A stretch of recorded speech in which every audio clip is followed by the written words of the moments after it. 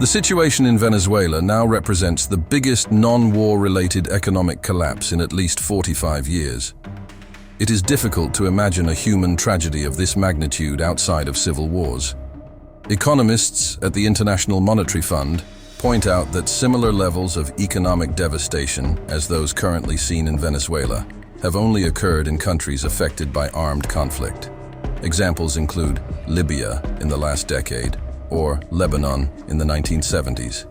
Meanwhile, Venezuela, once considered one of the richest countries in Latin America, has not been a victim of armed conflict. At the end of 2018, inflation in Venezuela reached unimaginable levels, more than 40,000% per year. This was one of only 3 times in history that a country in the world has experienced such drastic inflation. The country's population began to face hunger and lack of access to basic medicines. The situation was exacerbated by sanctions imposed by the United States and the European Union, which further restricted access to foreign humanitarian aid. Instead of trying to resolve the crisis, the Venezuelan government erected barricades at border crossings, preventing international humanitarian convoys from entering the country. In the first half of March 2018, the country was plunged into darkness. This was caused by overloaded transmission lines and the failure of the Guri hydroelectric plant, but also by a lack of new investment in infrastructure. The crisis in Venezuela has led to a massive exodus of people from the country. Since 2015, an estimated 5 million Venezuelans have emigrated to other countries in the region. It is worth focusing on the reasons for this phenomenon, which we have observed for several years in Venezuela, which has gone from being the richest country in Latin America, with the largest oil reserves in the world, to being one of the poorest. The reason for today's state of affairs can be traced back to Venezuela's recent history, namely, the rise to power in 1999 of Hugo Chavez, the candidate of the Socialist Party of Venezuela. His aim was to help the poorer part of the country. However, his socialist policies, based on a plethora of social programs funded mainly by oil revenues, initially seemed to work when oil prices were rising. Initially, the abundance of funds from oil exports allowed for the introduction of extensive social programs such as free medical care, housing subsidies, food and educational support. However, the lack of economic diversification and investment in energy infrastructure led to disaster. Venezuela became dependent on oil prices, which were highly volatile on world markets. To rectify the situation, Venezuela needed to diversify its economy, invest in infrastructure, and support the private sector. However, the Chavez government chose a different path, exacerbating the economic crisis and leading to mass emigration of the population. With massive support and high oil prices, Chavez began to radicalize his left-wing policies with massive nationalization of the economy. Of course, it is worth starting with the economic fundamentals that underpin the relationship between the state and business, and mentioning that the government was not created to run businesses. This is because it leads to misallocation of capital, nepotism, corruption, lack of long-term planning. Because politicians who run a state company instead of specialists do not care about the profitability of the company, its development, because they know that after the next election, their place may be taken by someone else. Chavez killed the nascent entrepreneurial spirit of the Venezuelan people, took over a large part of the private property of society, 6 million hectares of land, nationalized many sectors of the economy, something that has never had a positive effect on any nation in history. This time, too, more and more people became dependent on the government, either by working in state enterprises or by relying on social benefits.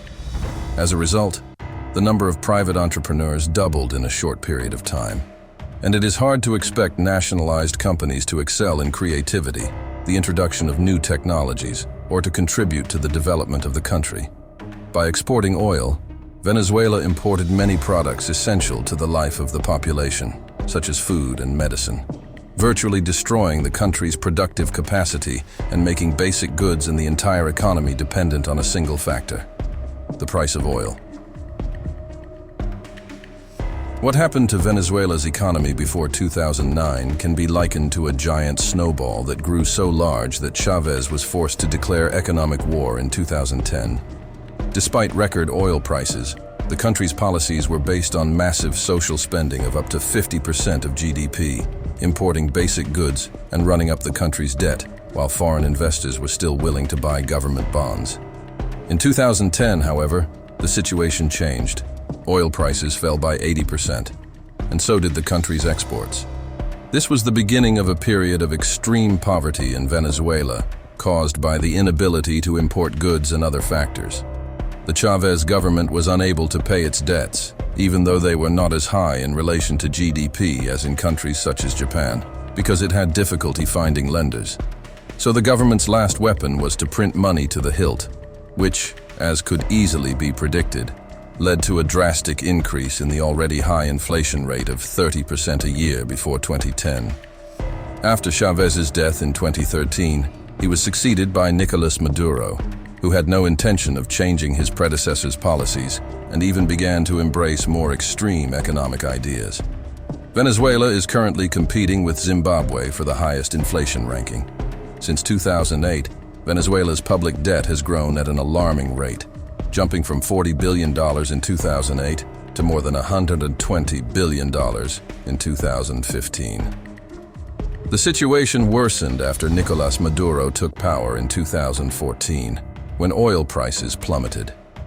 In response to these challenges, the Venezuelan government began printing money en masse, which only accelerated the inflationary spiral. Following the nationalization of most sectors of the Venezuelan economy, foreign companies withdrew from the country, and after 2010, foreign investors stopped investing altogether due to the huge debt, high inflation, and the government's lack of effective solutions. Most airlines have also suspended flights to Venezuela because of the government's outstanding debt. As a result of declining import capacity and crippled productive capacity, poverty in the country will reach 94% by 2019. This shows that socialist assumptions, which may initially appear attractive, often lead to greater poverty and misery, both in Venezuela and in other countries that have followed this path. In addition, Venezuela's fiscal policies, including a high income tax of 34%, burdened citizens, while the government imposed its control over their spending. This forced people to work for the state and the state-owned company, and the money they received lost value through inflation. The focus on consumption, rather than investment and savings, proved to be a mistake. The situation of Venezuelan citizens is proof that consumption is an effect and not a cause of economic development. If Venezuelan governments had focused on investment and savings, the country's history could have been very different.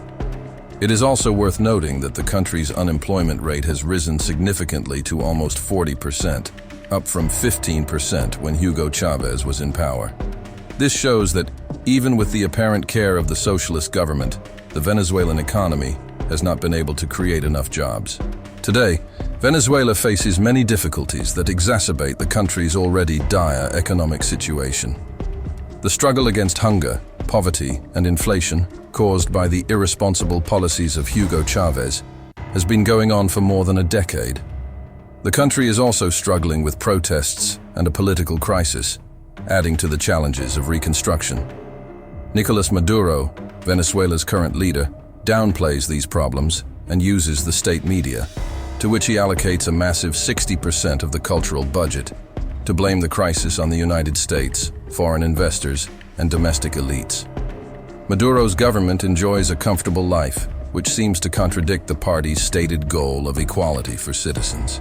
In the last 5 years, nearly 30% of the country's educated and skilled citizens have left the country. They have left in search of economic and political freedom abroad. This may make support for Maduro higher than one might think. But it is difficult to assess exactly, especially as the 2020 legislative elections have been boycotted by the opposition.